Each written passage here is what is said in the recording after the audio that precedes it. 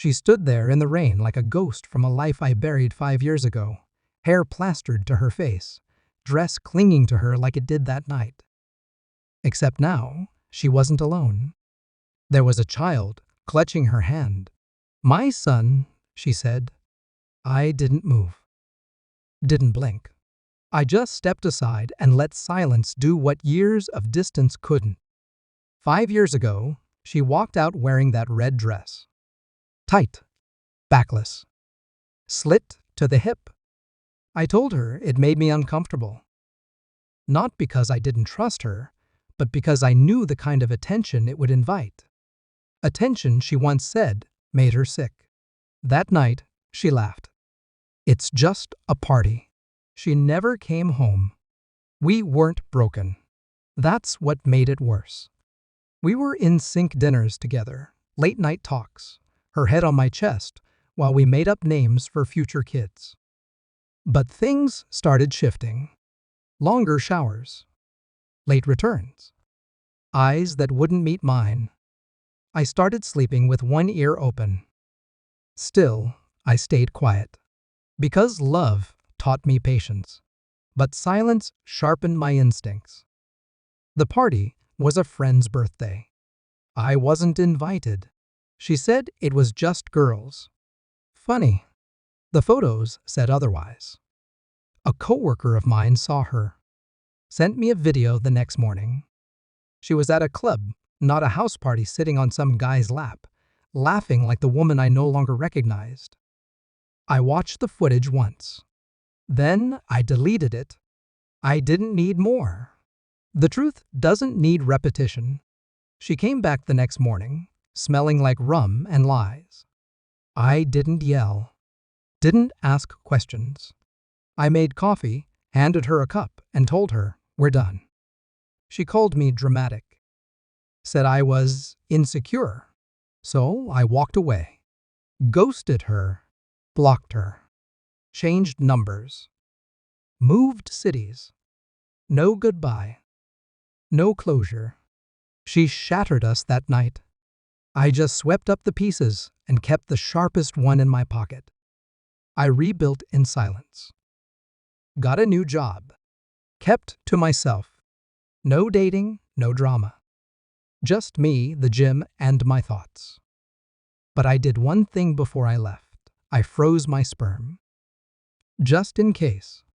You learn to prepare for war when you've been ambushed by someone who once whispered forever into your ear. 3 years after I left, I got a letter. No return address. Just a single photo. A baby, curly hair, hazel eyes. My eyes. I didn't react. Just filed it. Then came the emails. Begging. Apologies. Lies stitched with desperation. I ignored them all. She didn't deserve my voice. But I hired a PI.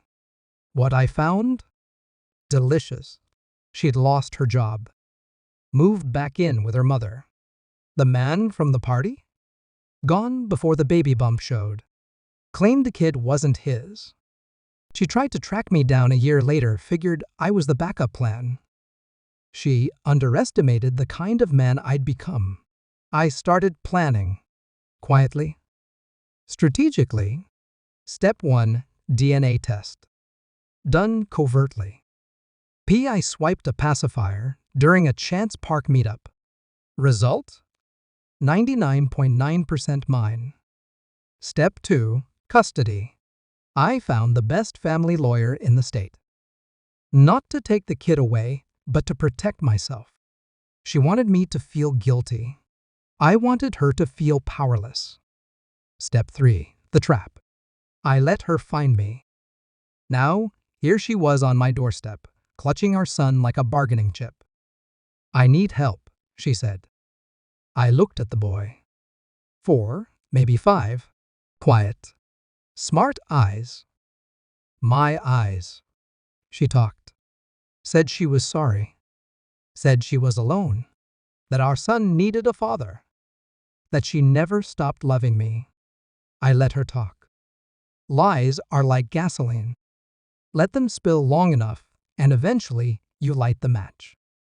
Then I handed her a folder. Custody documents. Visitation schedule. Terms I drafted months ago. This isn't a reunion, I said. This is structure. He gets stability. You get rules. She started crying. Said I couldn't do this. Said she still had rights. I smiled. You lost those the night you left in that dress. I didn't seek revenge to hurt her. I did it to remind her. That action's echo. That betrayal has memory. The next week, I introduced myself to my son. Took him to the zoo. Read to him. Watched him laugh like I used to before trust was shattered. I didn't tell him the full truth. Not yet. But one day, when he's older, I will. Not out of spite.